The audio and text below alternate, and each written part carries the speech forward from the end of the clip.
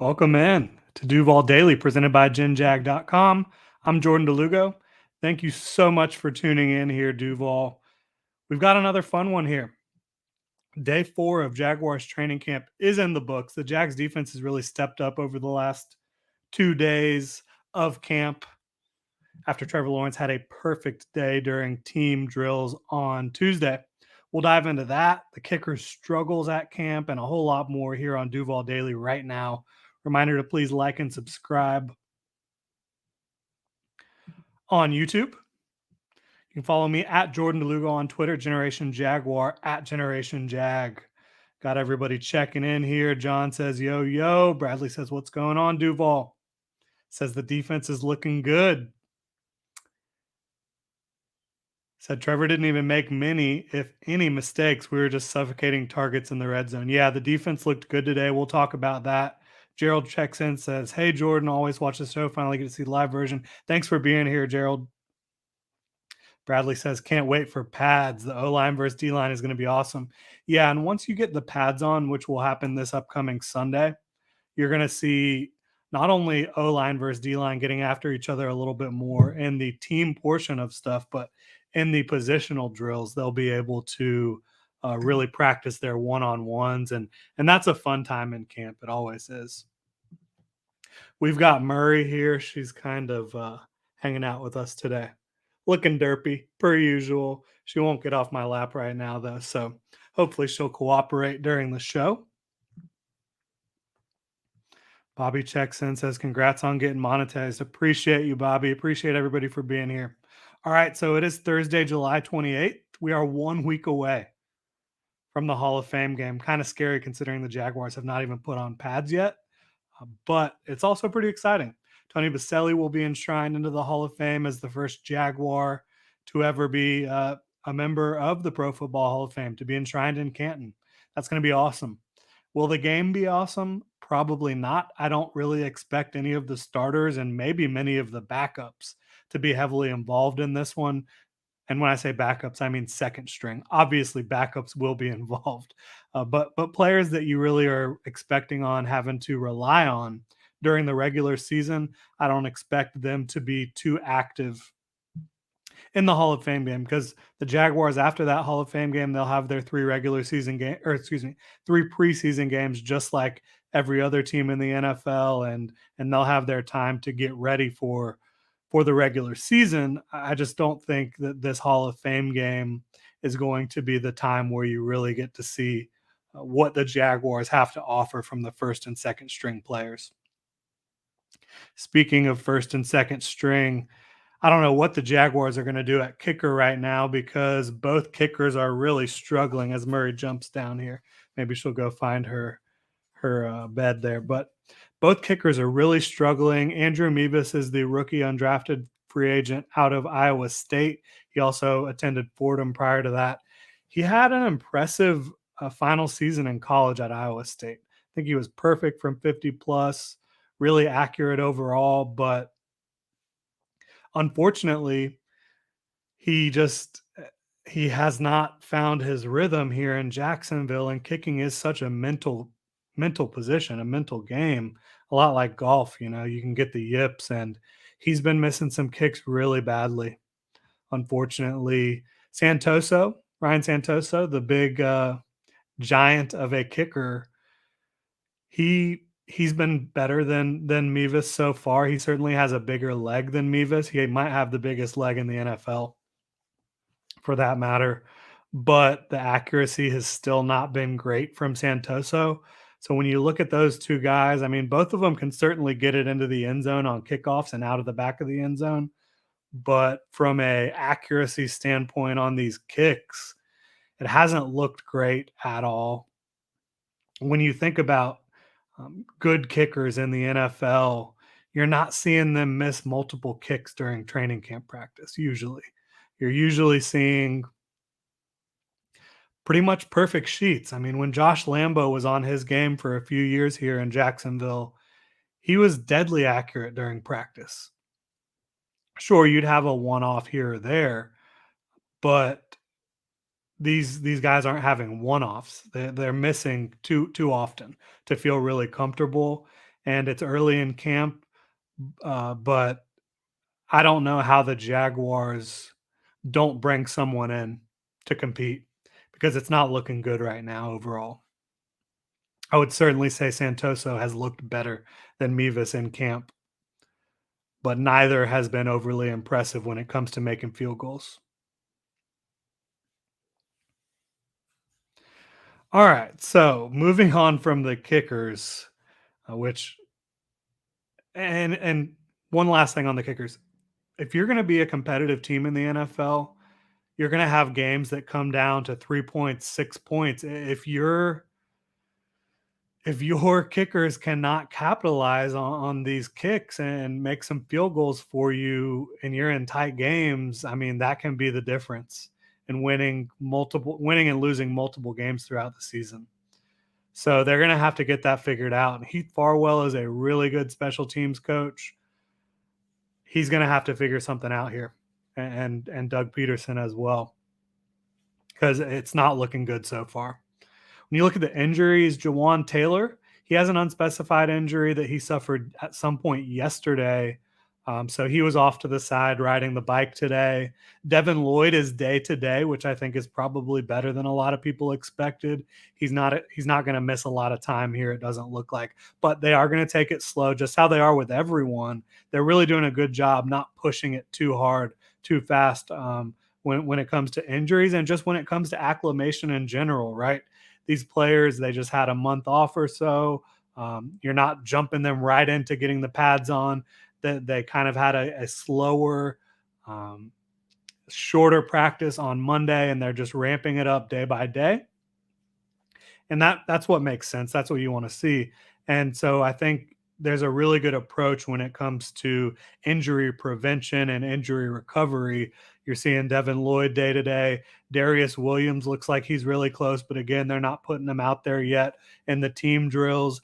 James Robinson, he keeps doing a little more every day. Saw him running some routes with the running backs today. CJ Beathard, Doug Peterson said could be a full go any day. He's pretty much ready, but again, they're just taking it slow. There's no point in rushing things right now. And I agree with that completely. But I mentioned the defense over the last 2 days has made a ton of plays. I think yesterday it was a lot more even between the offense and defense, where I think the defense had a slight advantage over the offense, but Trevor still performed at a high level. There was still a lot of nice completions down the field. It was just the defense was kind of trading punches more than the day before. The day before that, Trevor Lawrence completed 17 of 17 passes in the team portion of the practice. So the defense kind of got its footing yesterday a little bit more. And then today, the defense performed at an even higher level. It was mostly red zone work that you saw, a lot of 7-on-7, 11-on-11 in the red zone. And it was awesome. Yesterday, I didn't do a Duval Daily because I was just so gassed after practice. But Josh Allen, he had 2 would-be sacks yesterday. Daniel Thomas, the backup safety, had another one. And then you look at today, Roy Robertson Harris, he had a big deflection at the line of scrimmage today. As Trevor was kind of trying to dump the ball off over him, he said, "No, sir," with those big, long arms. And that's the second play he's made like that so far. He had one during the spring as well. So it's good to see Roy Robertson Harris playing well. Pass breakups galore on that side of the ball today. They were super tight in coverage, very sticky. Tyson Campbell has really shined over the last 2 days when they've been targeting him. I think Trevor, after the first target his way today, where Tyson was just all over the receiver, there was not a window to deliver the ball to the receiver. I think Trevor just started looking elsewhere a little bit more. But Campbell had 2 pass breakups yesterday, another couple plays in coverage where he was just suffocating the receiver, and Trevor had no window to get it to them. So Tyson Campbell going into year 2, he really came on at the end of his rookie season. In my opinion, the final 8 games or so of his rookie season, he looked really good, was really stifling in coverage, and that's carried over into camp so far. He's playing with confidence. He's kind of developing into a leader back there for this team. You saw yesterday, I'm sure I didn't hear it, but Justin Lewis of the Times-Union, he tweeted out, he's like, it's Chick-fil-A on Sundays out here is what Tyson Campbell was saying after one of those pass breakups. So his confidence is critical for especially at the cornerback position. You're out there on an island and you have got to be one of the more confident players on the field to be able to execute at a high level at the cornerback position. Is really good stuff there from Tyson Campbell. Shaquille Griffin, he got his first interception of camp today. It was off of an Evan Ingram deflection, kind of popped it up, and Shaq came down with it. And that was the first interception for Trevor Lawrence during camp so far. So he's been clean with the football. And again, this one, the receiver really could have and probably should have caught it. Certainly shouldn't have popped it up in the air to allow a defender to go get it. But the good news with Shaquille Griffin there is he struggled to hold on to the football last year when he got his hands on it, which he did 4 or 5 times and just could not come down with the football. Had it dead to rights, had some really good opportunities for interceptions. That's been a focal point for Shaquille Griffin this offseason, is making sure when he gets his opportunities to pick the ball off that he's taking advantage of them. And he did that today, picking off the first pass of training camp. So you're really encouraged with what you're seeing from the defense over the last couple of days, from the secondary especially. Rayshon Jenkins had a nice pass breakup today. They were just locked down. It looked like they were really on their game in the red zone, protecting the end zone today. They weren't perfect, though. We'll talk about Trevor Lawrence in just a second. We'll jump into some comments here. Chef Florida Boy says Lamborghini is a free agent. Yeah, he's also suing the team, so I don't see that one happening. But I hear you. Gerald said it would really hurt to lose a game missing an easy field goal. Yes, it would. No question about it. Keaton Tucker says Urban Miller would have had Tebow at kicker by now. He might have, yeah. Us and them says Urban would have kicked both our kickers by now. Yes. Let's get on with the Urban kicking jokes. Absolutely. Get it out of your system, you guys. So us and them says I'd rather have kicking issues than have coaching issues. Yeah, absolutely. The Jaguars are in a better position right now as a whole, as their franchise moving forward than they were last offseason. There's no question about it. Gerald says it's been quite a turnaround for Tyson. Like I said, last half of 2021, Tyson Campbell really turned it on. And yeah, it has been a turnaround, but he's been playing good football for a little while now. And he played pretty well during training camp last year. I just think he lost a little confidence when he was asked to go into the slot and play a lot more man coverage. What else do we got here?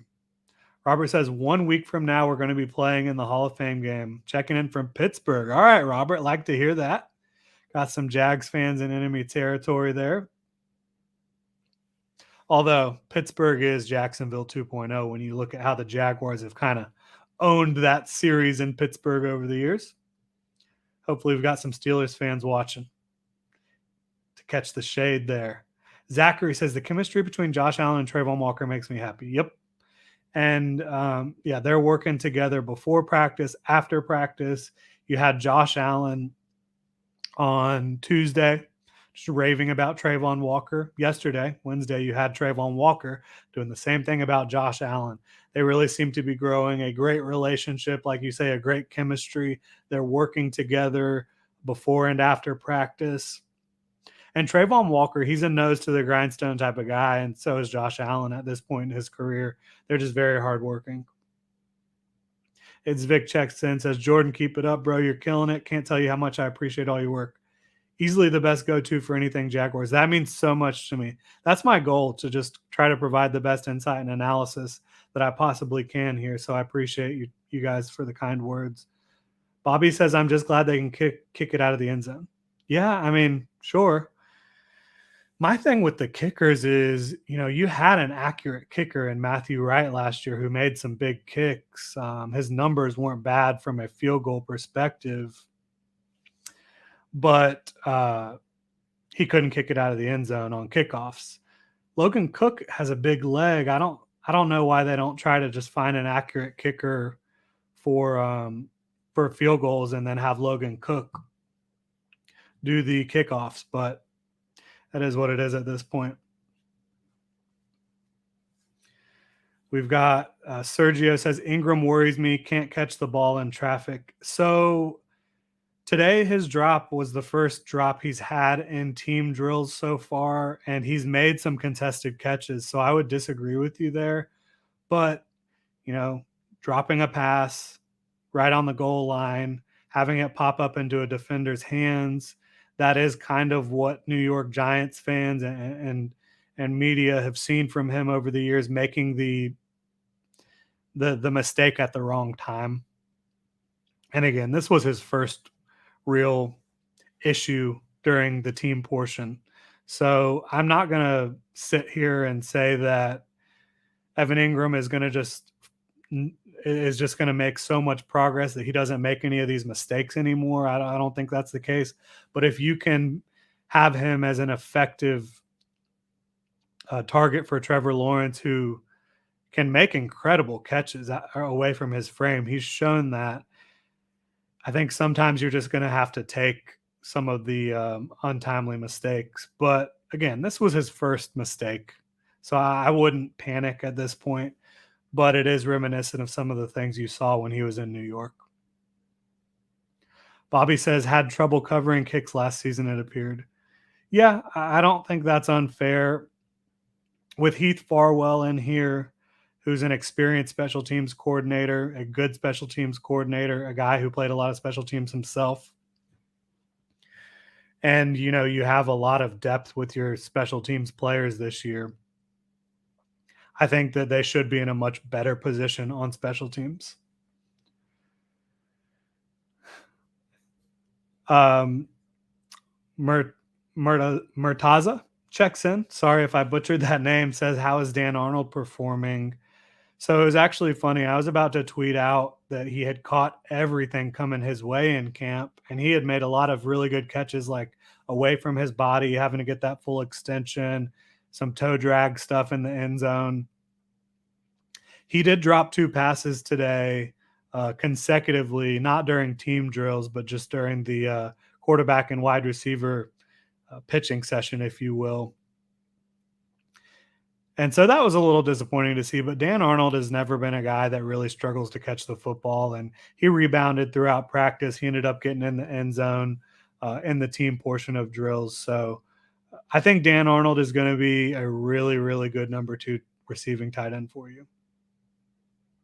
Us and Them says, we want a kicker, not a garbage picker.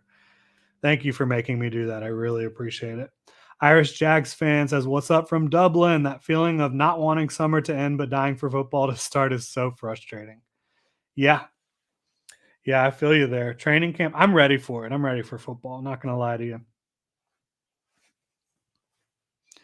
All right, so moving along here, looking at what Trevor has done.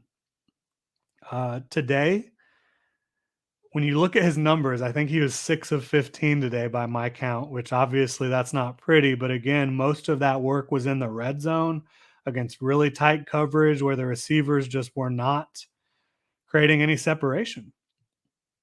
Now,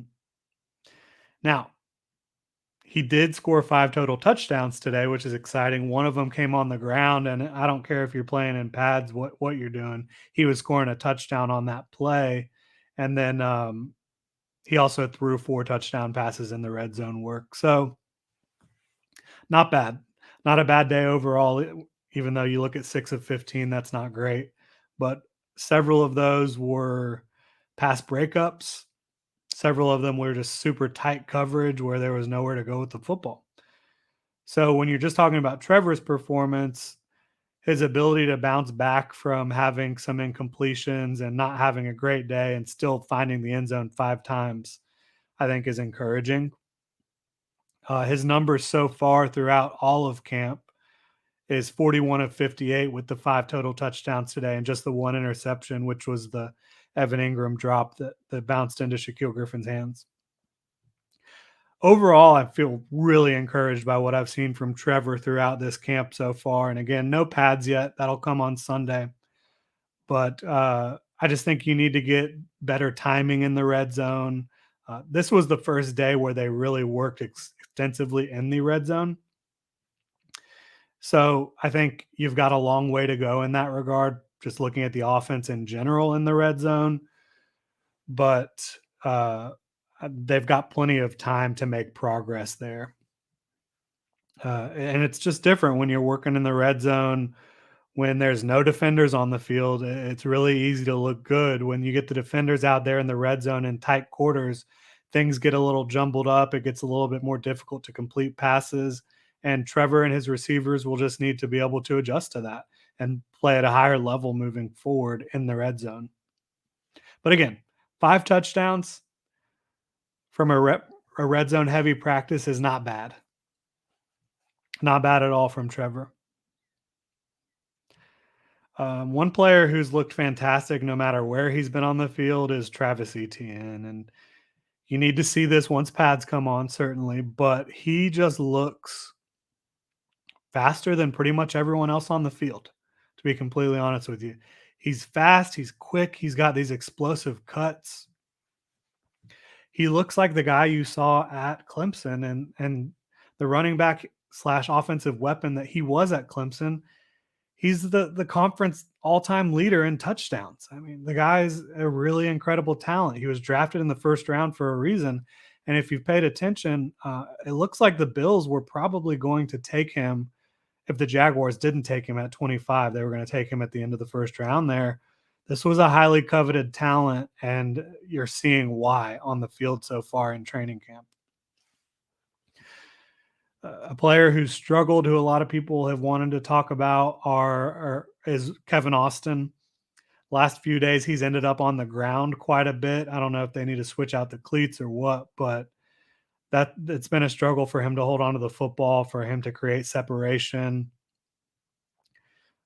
He's been getting locked up quite a bit. And Lawan Winningham on the opposite end of that spectrum has looked great as an undrafted free agent.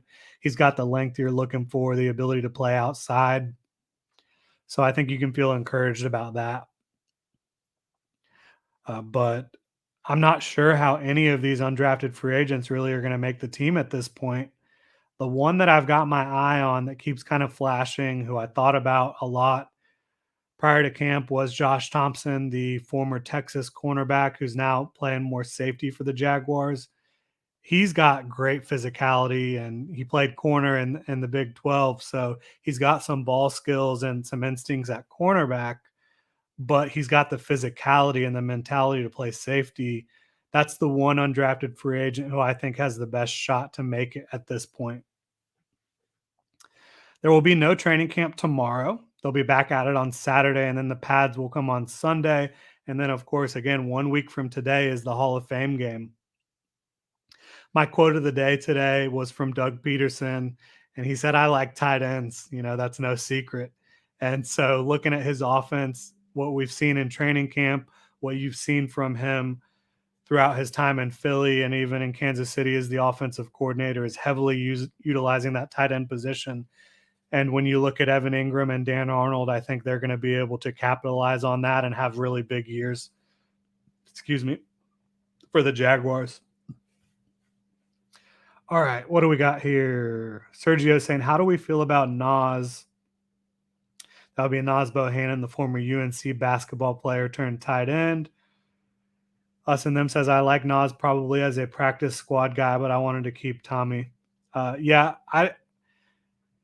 don't think Nas is ready. I do like his potential. I think he's got an NFL body, but I don't think he's ready to make a 53-man roster. I think he had another drop again today.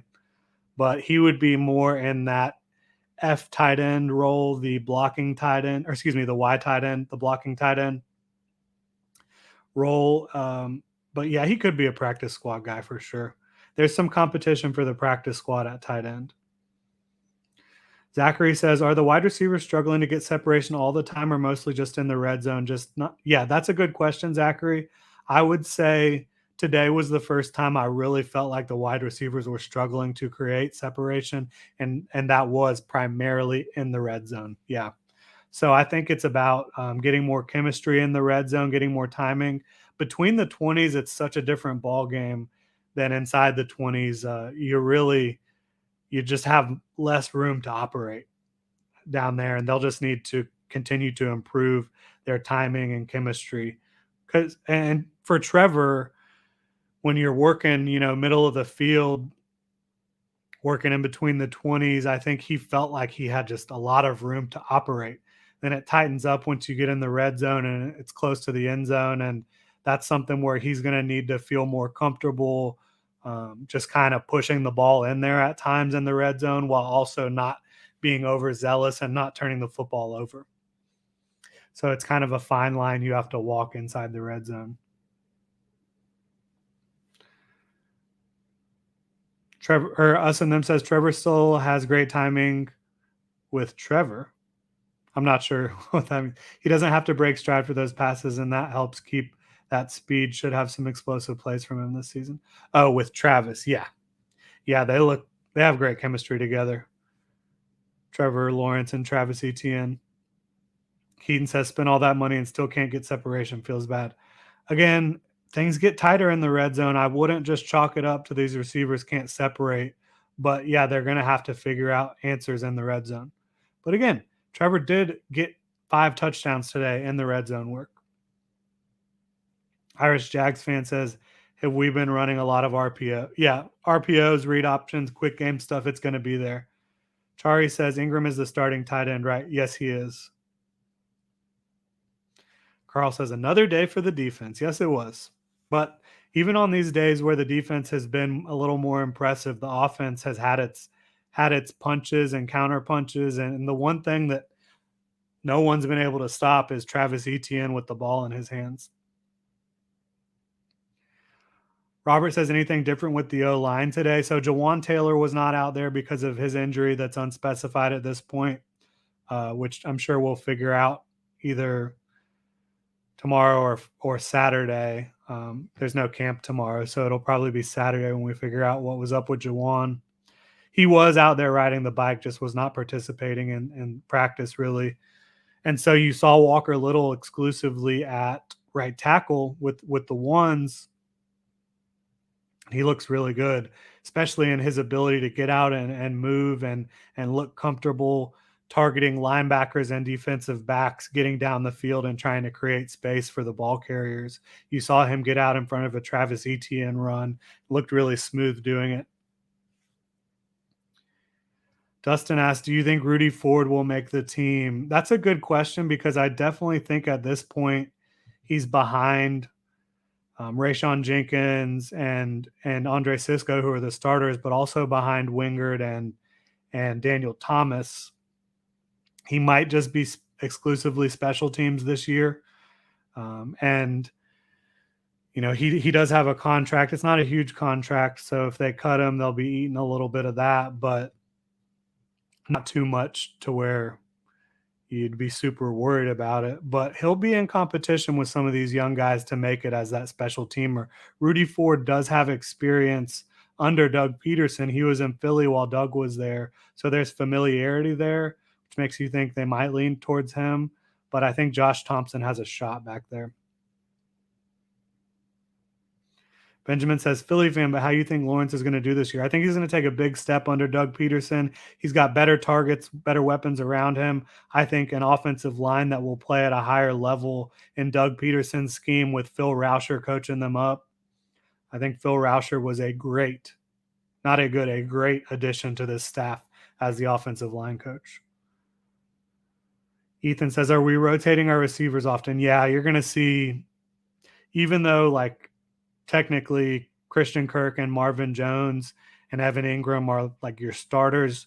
Zay Jones is on the field a ton. He's basically a starter. Laviska is going to be on the field a ton. Jamal Agnew has not gotten in on the team drills yet, but I think he'll get on the field some as well and be a factor there. Laquan Treadwell will get on the field. Dan Arnold will get on the field. Chris Manhertz will get on the field. So, yeah, there's going to be a lot of rotating between the receivers and tight ends and the running backs too. I think once James is healthy, you'll see a lot of Travis Etienne, a lot of James Robinson, and some Snoop Connor sprinkled in. Brandon Joyce, one of my good buddies, says, hey, Jobin, saw a clip of Evan Ingram drop an easy pass with no coverage. Any concerns about consistency there? So far, it's been mostly good. with Evan Ingram. But yeah, consistency has been the critical issue for Evan Ingram throughout his career. And that's what the Jaguars, they've used him when it's just quarterback drills, just quarterbacks throwing the ball. Evan Ingram is the one who is with the quarterbacks consistently, just catching those passes. So I think they're doing everything they can to try to make sure that his hands are as consistent as possible once the games start counting, and they're going to need him to be. He's the X factor. If he is a consistent pass catcher for the Jaguars, this offense really opens up. Gerald says we still need to go after that top-notch receiver next year. I agree with you. And Marvin Jones, that'll be interesting how they work that one out, because he'll be 33 next offseason. And he's on the final year of his contract this year. So we'll see how that plays out. But I do agree that you would like to have a receiver out there that feels a little bit more dominant than what you've seen so far. Christian says, so Tyson the best corner on the team? I think he has the most overall talent on the team at corner. If I had to just line up one corner, yeah, I probably would take him. I like Shaq a lot as well, but I think Tyson, he just has a higher ceiling. But I think that's a good 1-2 punch at corner, and then Darius Williams as your third corner as well. Speaking of the third corner, Trey Herndon has been playing nickel with Darius Williams still not participating in team stuff. And Trey Herndon's gotten a couple pass breakups. He's looked really good himself. A lot of people forget about before 2019, which was when Trey Herndon had to kind of play outside a lot after Jalen Ramsey left. Before that happened, he had played some nickel and played very well at nickel. And then last year, you look at what happened. He got an injury early in camp, was kind of fighting through that all year. So I think that Trey Herndon is a better overall player at the nickel spot than a lot of people remember, and he's played very well so far. Carl says, how did Walker Little look? I just mentioned it a few minutes ago. I think he looked really good. Again, no pads, so you're really more excited to see the offensive line and the defensive line get after it once pads come on. But he's looked good from what I've seen, and he looks good getting out there in space, which I think is going to be critical in this offense. Kamel says 5 touchdowns on how many drives in the red zone? It wasn't really drives per se. It was like they would go out there and get 5 or 6 reps, 4, 5, 6 reps, and then move on to the second team and then the third team and then rinse and repeat. So I don't know how you could say how many drives it was exactly. I guess he had 15 total passes on the day. So when you look at 4 of those being touchdowns and then also having the one rushing touchdown. Yeah. Benjamin said, yo, no, that's Doug. Like you see Eagles got Jordan Mailata. Yep. He's done a hell of a job with offensive lines over the years, and I think Phil Rauscher is going to help him do that here. Us and Them says, imagine looking in the backfield and seeing Agnew and Etienne. Good luck, linebackers. Yeah, I'm with you there. That sounds like a good setup. Dustin says, could Buster Brown or Gregory start the season on the practice squad? At this point, my prediction for Buster Brown and Gregory Jr., who Gregory was the 6th round pick, Brown was 7th. I think they'll both make the active roster. That's my current prediction. I think they both look pretty good. Carl says, how's the pass rush looking without pads? Again, Josh Allen, he picked up 2 sacks yesterday. I think you've seen Trayvon Walker get some pressure as well. So I think it's looked pretty good. But yeah, you want to see what happens once pads come on. Antoine says, Shells Saturday. Sure, we'll see how that goes. I'm guessing Saturday is going to be pretty light, but we'll see how it goes. Zachary McKinnon, what are your predictions for team captains? Who are the definite leaders of the team? Trevor Lawrence? Brandon Scherf? Maybe Christian Kirk? Maybe Marvin Jones? Probably Marvin Jones of the receivers. Maybe Tyler Shatley. He's definitely one of those guys that's been around for a long time and does everything the right way. Defensively, Josh Allen, Shaquille Griffin, maybe Tyson Campbell. Andre might step up in that role. I imagine Foye might have a chance to step into that role. Foley Fatukasi was a captain for the Jets, so he might have an opportunity there to be a leader. I think that's a pretty good group there.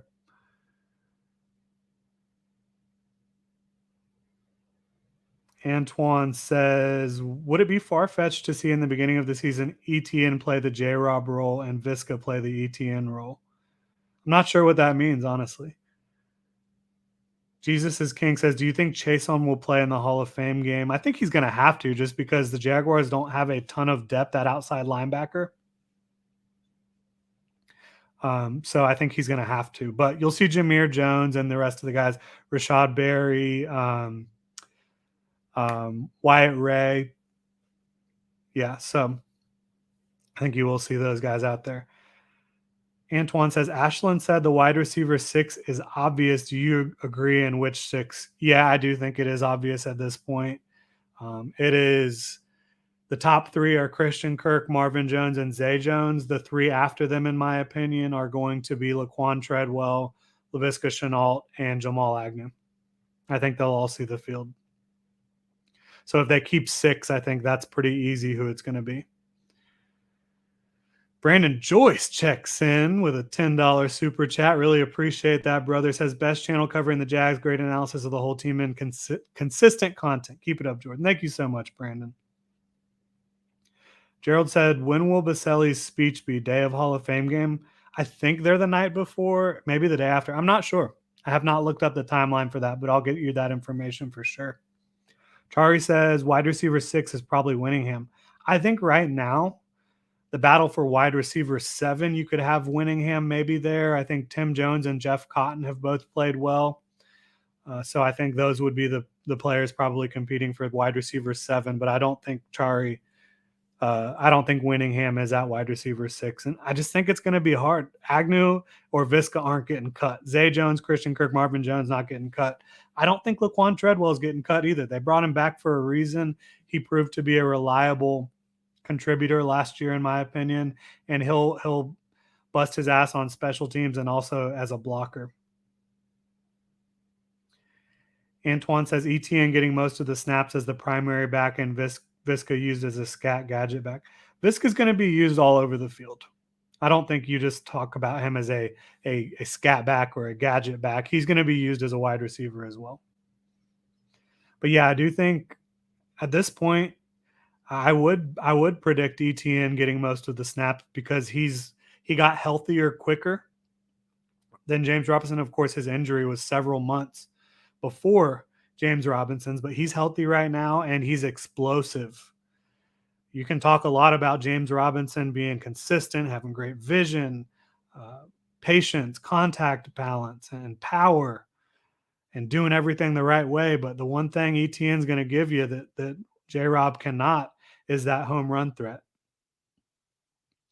Dustin said projected DBs, and I think he's talking about cornerbacks here.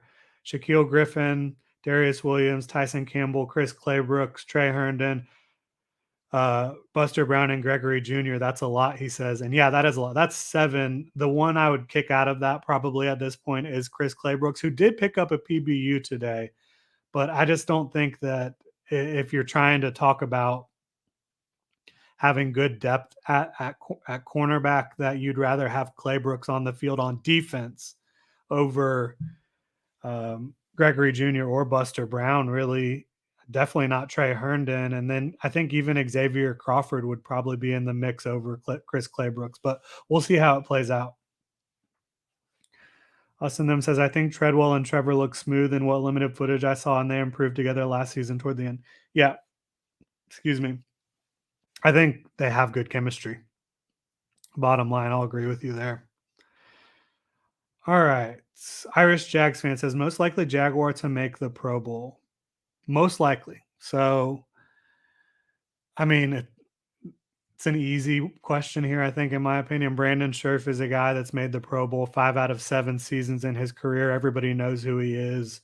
If the Jaguars have a good running game and they protect Trevor decently, I think you can look at Brandon Scherf and be like, oh, he's the new piece. He's the big addition. He's part of the big difference. And I think he will be. And so I think it'll be easy for voters to vote for Brandon Scherf if the Jaguars are protecting Trevor Lawrence and running the ball well.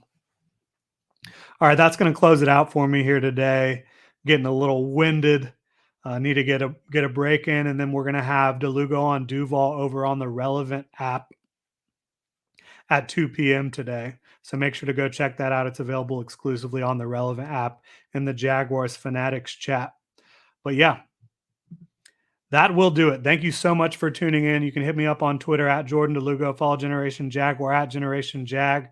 Make sure to hit the like and subscribe button on YouTube and check genjag.com for all the latest Jaguars news, analysis, and Duval gear. We did get a couple more questions here that I will tackle right before I get out.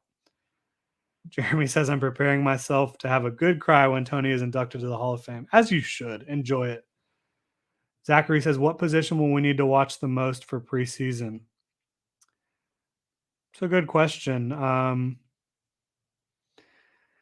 In the Hall of Fame game, I'd be watching the backup wide receivers and the backup cornerbacks the most. But yeah, I'd be keeping an eye on Caleb on all preseason, see if he can make some progress because he's in a much better situation than he has been. LJ Winningham will be our red zone threat, says Sergio. We'll see. Again, I don't know that he's going to make the roster. So Benjamin says, so how many you see the team winning this season?